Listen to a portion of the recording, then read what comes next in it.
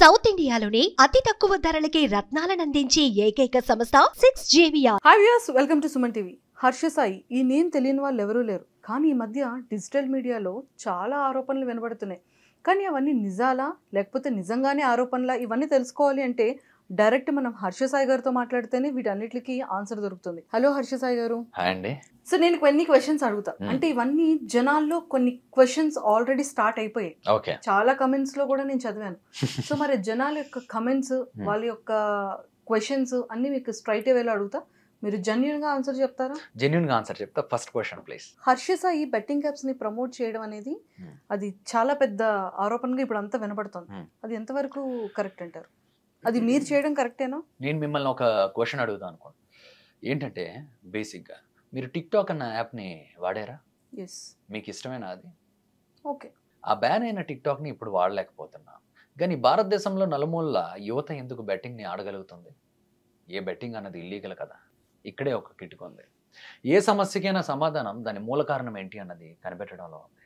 ఇప్పుడు బెట్టింగ్ అన్న సమస్యని అరికట్టాలంటే ఏం చేయాలి తెలుసా?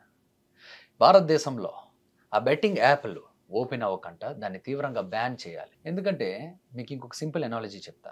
ఇప్పుడు ఒకరు ప్రమోట్ చేశారు, ఆయన ప్రమోషన్ ఆపారు అనుకోండి, ఇంకొకరు చేస్తారు. వాళ్ళందరూ ప్రమోషన్ కూడా ఆపితే డైరెక్ట్గా యూట్యూబ్లో 5 seconds యాడ్ ఉందో చూసారా, దాని ముందు ప్లే అయిపోతున్నాయి. లేదా ఇన్స్టాగ్రామ్ స్టోరీస్లో స్క్రోల్ చేస్తుంటే ప్లే అయిపోతున్నాయి.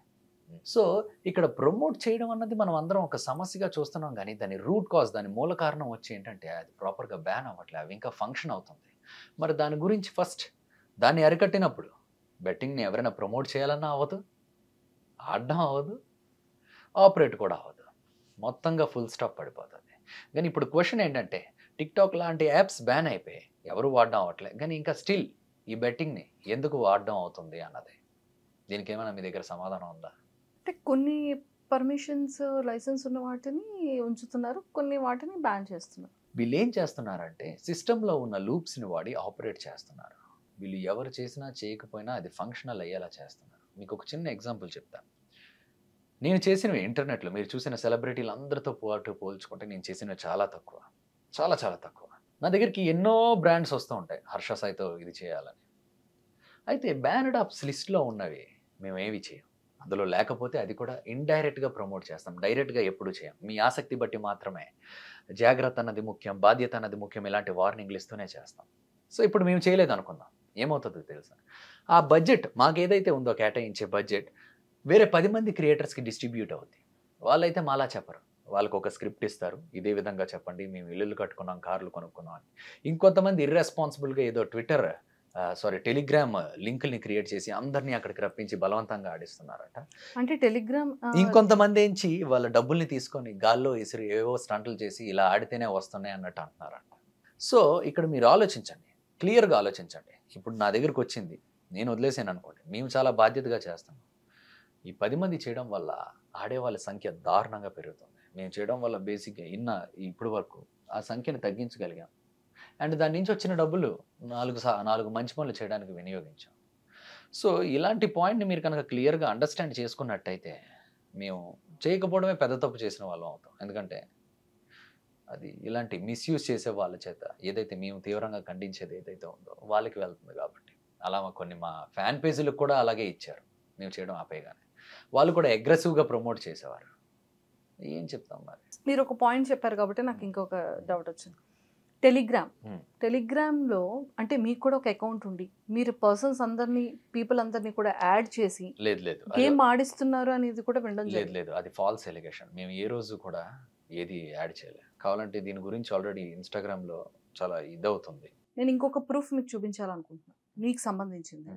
మీ బ్యాంక్ స్టేట్మెంట్ అనేది బయటకు లీక్ అయింది. మీ బ్యాంక్ స్టేట్మెంట్ ఇది మీ అకౌంటేనా? నాదే. దాన్ని బేసిక్ ఏమంటారంటే బ్యాంక్ స్టేట్మెంట్ అన్నారు, అది ఇన్వాయిస్ అంటారు. ఓకే, అది ఎవరికైనా సృష్టించవచ్చు. మీరు ఒక ఇంటర్వ్యూకి 100 కోట్లు తీసుకుంటున్నారు అన్నదానికి నా దగ్గర ఒక ప్రూఫ్ ఉంది, చూపించమంటారా? నేనా? మీరే.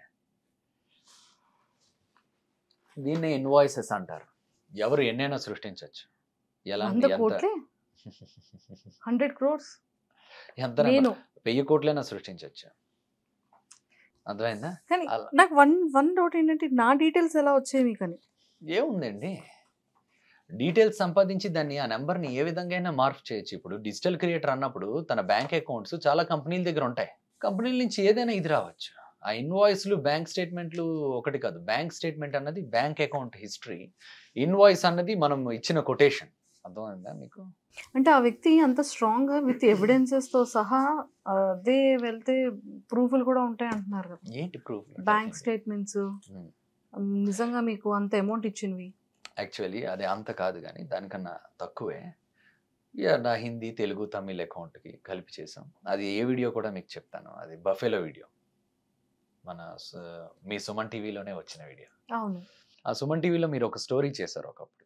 ఒక అబ్బాయి ఇలా ఇబ్బంది పడిన దాని తర్వాత అది మమ్మల్ని అప్రోచ్ అవ్వడం, అదే ఇలా ఆ ఇబ్బందిని చూసి కొందరు మోసగాళ్ళు మోసం చేస్తే అది మా వరకు వస్తే మేము వాళ్ళకి ఏదో ఒకటి చేయాలని ఒక పెద్ద బఫెలో షెడ్ కట్టాం. ఆ బఫెలో షెడ్లో కేవలం 20 సెకండ్లు మాత్రమే లోటస్ 365 న్యూస్ అనే ఒక వీడియో చేశాం. అవును. లోటస్ 365 కాదు, లోటస్ 365 న్యూస్. ఇక్కడ మీరు స్పోర్ట్స్ అప్డేట్స్ని మాత్రమే పొందొచ్చు అన్నాం.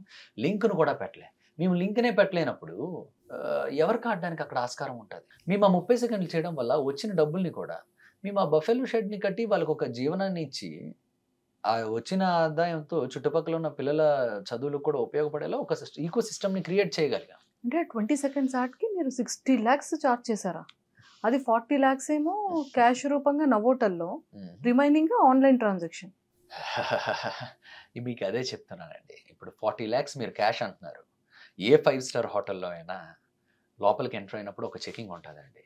మనిషి గారు చెకింగ్ ఉంటుంది. బాడీని మొత్తం చెక్ చేస్తారు, లగేజ్ ఏమైనా ఉన్నా కూడా చెక్ చేస్తారు. ఒకవేళ ఏమైనా క్యాష్ ఏమైనా స్కానర్లో కనపడింది అనుకోండి, డైరెక్ట్గా సెక్యూరిటీ ఆయన ఏం చేస్తాడంటే రిసెప్షన్కి వెళ్ళి చెప్తాడు ఇంత క్యాష్ ఉందని. ఇంత క్యాష్ ఉంటే లోపలికి ఎలవ్ లేదండి, దాని ప్రూఫ్స్ ఏమైనా ఉందా అనేసి ఒక ఇది ఉంటుంది. బేసిక్గా నవోటల్ లోపలికి 40 lakhs క్యాష్ తీసుకురావడం, అది ఇది చేయడం అన్నది నాట్ ఎట్ ఆల్ పాసిబుల్. అది ఇంపాసిబుల్ అది జరగడం, నవోటల్ లోపలికి క్యాష్ తీసుకురావడం అన్నది. సో అయితే 40 lakhs అనేది క్యాష్ రూపంగా మీరు తీసుకోలేదండి. కానీ నిజంగా ఈ యాప్కి మీరు చార్జ్ చేసింది అయితే మాత్రం 60 lakhs ప్లస్ ఏనా? ఇప్పుడు బేసిక్గా మేము ఎవరికైనా అడ్వర్టైజర్స్కి అడ్వర్టైజ్ చేస్తాం కదండి, వాళ్ళు ఏ విధంగా మేము ఇది మాట్లాడతాం అంటే ఆ వీడియోలో ఒక 50%, 60% ఆ టైప్లో ఇది చేస్తాం. సో మేము అది సమ్వేర్ అరౌండ్ 50 అంతా ఇది చేసాం. కానీ ఆ వీడియోకి మేము ఖర్చు పెట్టింది దాదాపు 90 లక్షల దాకా ఖర్చు పెట్టాం. దానికన్నా ఎక్స్ట్రా ఖర్చు పెట్టాం. మీరు యాడ్స్కి ఎంత అమౌంట్స్ చార్జ్ చేస్తారు? యాడ్స్కి అండి నేను చాలా తక్కువ యాడ్స్ చేశానండి. అందరిలాగా ఎక్కువ చేయట్లేదు. ఇక్కడ బేసిక్గా నేను ఒకటి క్లియర్గా మీకు చెప్పాలనుకుంటున్నా. మేము యాడ్స్ కూడా ఎందుకు చేస్తామంటే, ఏదైతే బ్యాన్డ్ యాప్స్ అన్నది ఒక లిస్ట్ ఉంటుందండి, ఆ లిస్ట్లో లేకపోతేనే చేస్తాం. అది కూడా చాలా డీసెంట్ వేలో చేస్తాం. ఎందుకు? అది కూడా మీకు కారణం చెప్పాం. అది మేము చేయకపోయినా ఆగట్లేదు కదండి, వేరే వాళ్ళకి వెళ్తుంది. వాళ్ళు వాళ్ళ స్వలాభాలకు, వాళ్ళ ఆస్తుల పెంపకాలకు లేదా దీనికో ఇది చేస్తున్నారు.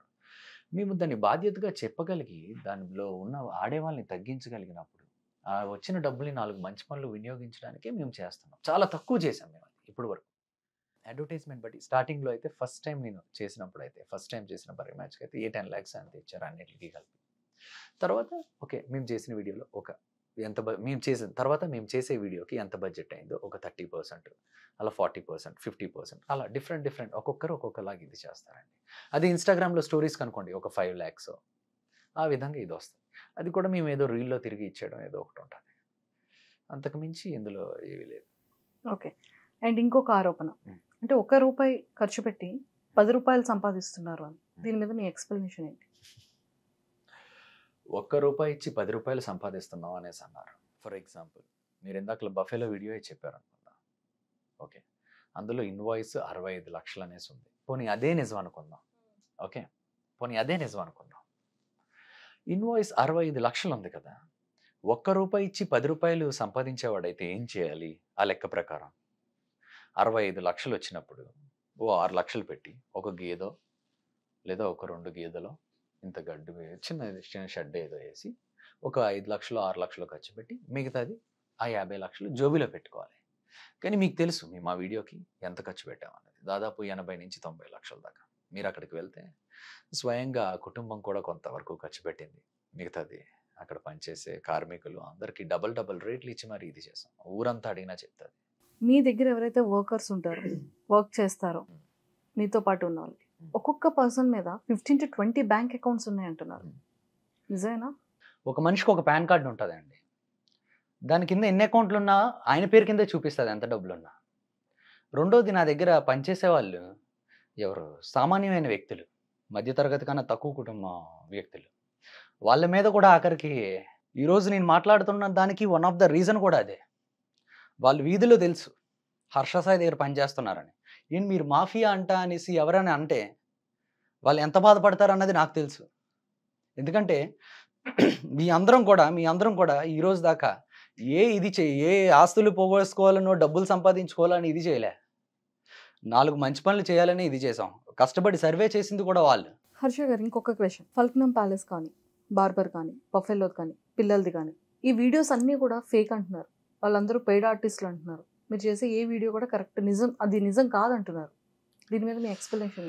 ఇలాంటి ఆరోపణలు గతంలోనే వచ్చాయి, ఇప్పుడు కూడా వచ్చాయి. మీరు ఒక్కటి మాత్రం క్లియర్గా గమనిస్తే ఇలాంటి ఆరోపణలు ఎవరు వేస్తున్నారంటే మేబీ యూట్యూబ్లో వీడియో చేసుకున్న వాళ్ళు లేదా వేరే వాళ్ళు తప్పించి మీరు ఏ రోజైనా నిజంగా ఎవరైనా ఆరోపించడం చూసారా? ఇవన్నీ తప్పుడు. మాకెందుకండి అవసరం? సరే, ఆ పిల్లల్ని పిజ్జా షాప్కి మేమే పంపించామంటున్నారు. మీరు మీ మనసు సాక్షిగా చెప్పండి, మీరు అలా మురికి బట్టలు వేసుకున్న పిల్లలు హోటల్లోకి వాటిలోకి వస్తే వెళ్ళిపోమని దురుసుగా చెప్పిన వాళ్ళని మీ జీవితంలో ఎవరిని చూడలేదా? ముంబైలో అలాంటి స్లమ్స్ చాలా ఉంటాయండి. వాళ్ళు అలా వెళ్తూ ఉంటారు. కొందరు బాగానే రాణిస్తారు, కొందరు అలా వెళ్ళిపోతూ ఉంటారు, వెళ్ళిపోమంటారు. రెండూ ఉన్నాయి. సరే, అదైతే ఆ సమయంలో ఆ రీల్ అయితే బాగా వైరల్ అయిన రీల్. అది చూసి ఎందుకు ఇలా చేయకూడదు అనేసి అనుకున్నాను. అలా లేనిది ఉన్నట్టుగా క్రియేట్ చేయడం ఎవరికి అవసరం అండి? ఆరోపణలు ఎవరి మీద ఎవరైనా వేయచ్చు, కానీ అది నిరూపించడానికే కదా ఇబ్బంది అనేది. రెండోది, మేము ఏ వీడియో అయినా 4 గోడల మధ్య అయితే చేయట్లే. ఎంతో మంది ముందు చేస్తున్నాం. ఒక్కరి ముందు కాదు, 2 ముందు కాదు, దాదాపు ఒక ఊరు మధ్యలో చేస్తూ ఉంటాం కొన్ని అయితే. మరి అలాంటి వాటికి పెయిడ్ ఆర్టిస్టులు ఎలా అవుతారండి? వాళ్ళు ఎప్పటి నుంచో అక్కడ ఉన్నది వాస్తవం, వాళ్ళకి అలా ట్రీట్ చేయబడుతుంది వాస్తవం, వాళ్ళ కష్టాలు వాస్తవం, మేము చేసింది కూడా వాస్తవం. పెయిడ్ ఆర్టిస్టులను పెట్టి చేయాల్సిన అవసరమే ఉంది? అంటే చాలా మంది డౌట్ ఏంటి అంటే, హర్ష సాయి చూస్తే చాలా చిన్న ఏజ్, అసలు ఇంత ఇన్కమ్ సోర్స్ అనేది ఎలా వస్తుంది? వెనకాతలు ఎవరైనా ఉన్నారా? ఇప్పుడు అదే చెప్తున్నాను కదండి, అడ్వర్టైజ్మెంట్స్కి పేమెంట్స్ వస్తాయి, యూట్యూబ్లో యాడ్స్కి పేమెంట్స్ వస్తాయి. వీటిలన్నింటినీ వాడే కదండి చేస్తున్నాం. ఇంకా దీనిలో ఏముంది? ఇప్పుడు ఏ సిస్టమ్ అయినా అంతే కదా, ఏ బిజినెస్ అయినా అలాగే నడుస్తుంది కదా.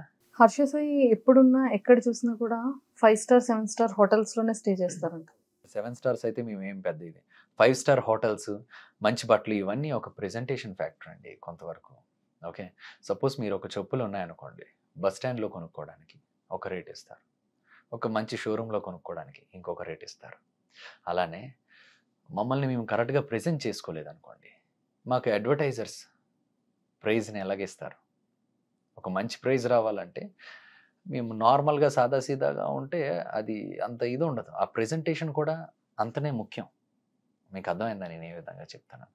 అందుకే కొన్ని సందర్భాల్లో మీటింగుల్లో అయినా వేరే అయినా 5 స్టార్ హోటల్సే ప్రిఫర్ చేస్తాం. ఎందుకంటే ఇది బిజినెస్ మోడల్లో ఒక పార్ట్ మా ప్రెజెంటేషన్ అన్నది.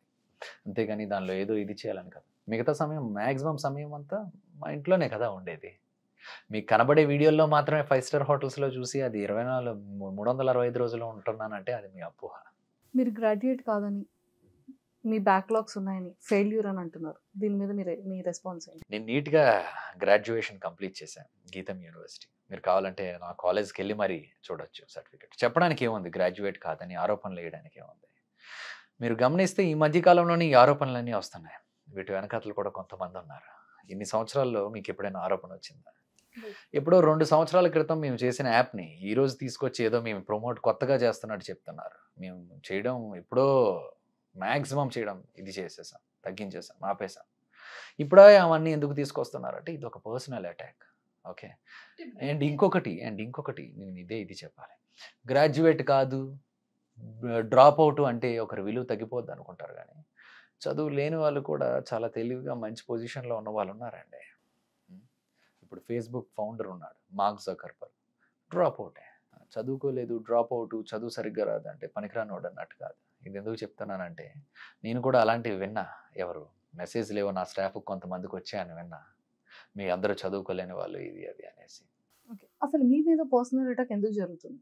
ఏమోనండి, బోల్డ్ అని కారణాలు ఉంటాయి. అంటే మీరు ఏ కారణాలు అనుకుంటున్నారు? ఎదుగుదల కావచ్చు, ఇలాగా బ్రాండ్ అంబాసిడర్గా దిశ దివ్యాంగ సురక్ష అనే ఒక ప్రోగ్రామ్కి బ్రాండ్ అంబాసిడర్గా నియమించారు. మరి అది చూడలేకపోవడం వల్ల ఏంటో తెలియదు, కానీ వన్స్ అది ఇదైంది, within fraction of seconds ఈ ఆరోపణలన్నీ ఇదయ్యాయి. ఈ ప్రూఫ్లు అనేసి ఏదో ఒకసారి ఇలాంటి ఇన్వాయిసెస్ టెంప్లెట్స్ బోల్డ్ అని ఉంటాయి. నా bank account details, Aadhaar card number ఇలాంటివి ఏవో కొని పట్టుకొని ఇన్ని లక్షలు తీసుకున్నారు, అన్ని లక్షలు తీసుకున్నారు, దీనికి ఇదే ప్రూఫ్, ఒక యాడ్కి ఇంత అని అలా ఫాల్స్ ప్రొపగండా చేసి ఓకే మన ఇమేజ్ని ఇది చేయడానికి అన్నట్టు చూస్తున్నారు. చూసారా?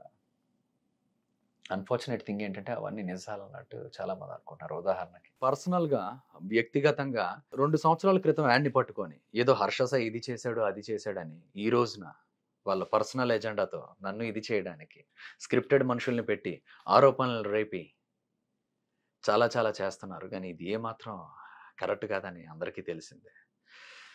ఇప్పుడు వరకు నేను అదే చెప్తున్నాను కదండి. ఎలా ఉందంటే నన్ను దెబ్బతీయడమే లక్ష్యంగా పెట్టుకొని ఇల్లీగల్ మనీ ఇది అది ఇది అనేసి అని బేసిక్గా ఒక చిన్న పాయింట్ చెప్తాను. ఇల్లీగల్ మనీయే మేము తీసుకున్నట్టయితే ఏమవుతుంది తెలుసా? ఫస్ట్ బ్యాంక్ అకౌంట్లో ఏ ఇల్లీగల్ మనీ పడినా బ్యాంక్ అకౌంట్ బ్లాక్ అయిపోయి బ్యాంక్ వాళ్ళు ఎక్స్ప్లెనేషన్ అడుగుతారు. ఈడీ ఇన్కమ్ ట్యాక్స్ వాళ్ళకి నోటిఫికేషన్ వెళ్ళి వాళ్ళు ఎంక్వైరీకి కూడా వస్తారు. ఇవేవి జరగకంట అసలు మేము చెయ్యని దానికి ఏదో పెద్ద చేసినట్టు పెయిడ్ మీమ్లు క్రియేట్ చేస్తూ వీటిలన్నిటికీ మా దగ్గర ఆధారాలతో సహా ఉంది ఎవరెవరు చేస్తున్నారు ఏంటి అన్నది. కానీ ఆధారాలు కూడా సమయం వచ్చినప్పుడు ఖచ్చితంగా బయట పెడతాం. అంటే అసలు మిమ్మల్ని టార్గెట్ చేయడానికి రీజన్ ఏంటంటారు? అంటే ఈ విధంగా బెట్టింగ్ మీద పెట్టి బెట్టింగ్ యాప్స్ చేసాడు హర్ష సాయి చేసాడు అంటున్నాడు. హర్ష సాయి చేసిన ప్రమోషన్స్ ఎప్పుడైనా మీరు చూసారా? అవతల వాళ్ళని డిస్ట్రాక్ట్ చేసినట్టు అది ఏంటో క్లారిటీగా అర్థం కానట్టు ఉంటుంది. బాధ్యత ఆసక్తి మీ ఆసక్తి బట్టి మాత్రమే బాధ్యత అన్నది ముఖ్యం అంటాడు. ఇప్పుడు హర్ష సాయి చేస్తే అలా ఆ విధంగా చేస్తే ఈ దాంతో ఇప్పుడు హర్ష సాయి చేసే దాంతో పోల్చుకో నేను చేయలేదనుకోండి, నేను చేయను అన్నాను అనుకోండి, సింపుల్గా కంపెనీ వాళ్ళు ఏం చేస్తారు? అదే డబ్బుల్ని వేరే వాళ్ళకి ఇస్తాడు. వాళ్ళు ఎలాగాడండి రోడ్డు మీద డబ్బులు చెల్లి ఐఫోన్లు ఇస్తాం ఇది ఇస్తాం అని వేరేవన్నీ చెప్తూ వాళ్ళని మభ్యపెట్టి టెలిగ్రామ్ లింకుల్లోకి తీసుకొచ్చి ఆడిస్తారు. మేము చేయకపోతే డైరెక్ట్గా వాళ్ళకే వెళ్తుంది. అట్లీస్ట్ మేము చేస్తే ఆడే వాళ్ళ సంఖ్య బాగా 90% వరకు తగ్గించగలం. ఆ డబ్బుల్ని ఇంకొక 4 మంచి పనులకు వాడగలుగుతాం. మేము చేయకపోవడమే పెద్ద తప్పు అవుతుంది. అలాని ఏ పడితే మేము చేయం. బ్యానర్ లిస్టులో లేనివే మేము చేస్తాం. ఒకవేళ డబ్బులే కావాలి బెట్టింగ్ యాప్సే ప్రమోషన్ చేయాలంటే వందల బెట్టింగ్ యాప్స్ ఉన్నాయి మా దగ్గరికి. అందరికీ మా ముందు లైన్ కట్టే సంవత్సరానికి 100 కోట్లు ఇస్తాం 500 కోట్లు ఇస్తాం అన్న వాళ్ళు కూడా ఉన్నారు. కానీ మేము ఏ రోజు అయితే అలా తీసుకోలేదండి. మేము తీసుకున్న ప్రతి రూపాయి ఒక సపోజ్ ఒక స్టోరీ పెట్టి అందులో ఎంతో కొంత మిగిలింది అనుకోండి, మేము అవి వేరే వాటికి దాస్తాం. ఒక గుడిని ఇప్పుడు మేము డెవలప్ చేయడానికి ప్రయత్నిస్తున్నాం, దాన్ని కూడా ఆపడానికి ట్రై చేస్తున్నాం. ఆ గుడిని డెవలప్ చేయించడం వల్ల ఆ చుట్టుపక్కల ఉన్న 100 గ్రామాల మీద దాని ప్రభావం పడుతుంది. చుట్టుపక్కల ఉన్న 100 గ్రామాల మీద దాన్ని కరెక్ట్గా డెవలప్ చేసి పబ్లిసిటీ చేయగలిగితే ఆ చుట్టుపక్కల ఉన్న భూములు, పేద రైతులు, పేద కార్మికులు అందరి జీవితాలు మెరుగవుతాయని ఎంతో కష్టపడి మేము చేస్తున్న దాన్ని కూడా ఆపడానికి ప్రయత్నిస్తాం. ఒకే ఆరోపణ పదే. ఒకవేళ తెలుగులో ఎవరైనా బెట్టింగ్ యాప్స్ చేసిన వాళ్ళు తక్కువ చేసిన వాడు ఎవడైనా ఉన్నాడంటే హర్ష సాయే. ఒక ఫోన్ కాల్ అండి. ఇప్పుడు సపోజ్ మనిషి గారు ఇలా కెమెరా ఉంది, ఒక ఫోన్ కాల్ చేస్తాం, ఎవరో మా మనుషులతోనే మాట్లాడించి ఏవో ఆరోపణలు వేస్తే మీరు నిజమా అబద్ధం అన్నది చెప్పగలరా? అవి ఆ మనిషి ఎవరో తీసుకొని వచ్చి ఆ స్టేట్మెంట్లు చూపించమానండి. ఈ హర్ష సాయి వల్ల అయిందని చెప్పమానండి. ఆయన 50 లక్షలు 25 లక్షలు పెట్టి ఎవరు ఆడతారండి? ఎవరు ఆడతారు? డబ్బులు ఎక్కువైపోయిన వాళ్ళు ఆడతారు. సామాన్యులు అయితే ఆడరండి. మీ కళ్ళ ముందు ఎన్నో సెలబ్రిటీని చూసుంటారు, ఎన్నో హీరోల్ని చూసుంటారు, ఎన్నో ప్లాట్ఫామ్స్లో చూసుంటారు. ఆఖరికి గూగుల్లో యూట్యూబ్ ముందు కూడా యాడ్స్ వేస్తున్నాడు, ఇన్స్టాగ్రామ్లో కూడా యాడ్ స్క్రోల్ చేస్తే వస్తుంది, ఇటు న్యూస్ పేపర్ చదివే దానిలో కూడా వస్తుంది. వీళ్ళెవ్వరూ లేనిది ఈరోజు ఒక్క హర్ష సాయినే చూపిస్తున్నారంటే మీకు అర్థం కావట్లేదు ఆ వ్యక్తి ఎలా టార్గెట్ చేస్తున్నాడు అన్నది. దీని వెనకతలు ఎవరున్నారు ఏంటి అన్నది పక్కన పెట్టండి, కానీ చూసేవాళ్ళు మీకు అర్థం కావట్లేదా ఇది వ్యక్తిగతమైన టార్గెటింగ్ అని? అందులో కూడా ఎలా ఉంటుంది తెలుసండి, మమ్మల్ని అభిమానించే వాళ్ళు ఎంతోమంది ఉన్నారు, 100 మంది ఉన్నారు. మా స్టాఫ్తోనే కాంటాక్ట్లో ఉన్న వాళ్ళు ఉన్నారు. వాళ్ళు పెట్టిన ఒక్క పాజిటివ్ కమెంట్ కూడా అక్కడ ఉండట్లే, డిలీట్ చేసేస్తున్నారు. ఓన్లీ ఫేక్ జనరేటెడ్ కమెంట్స్ని మాత్రమే ఉంచుతున్నారు.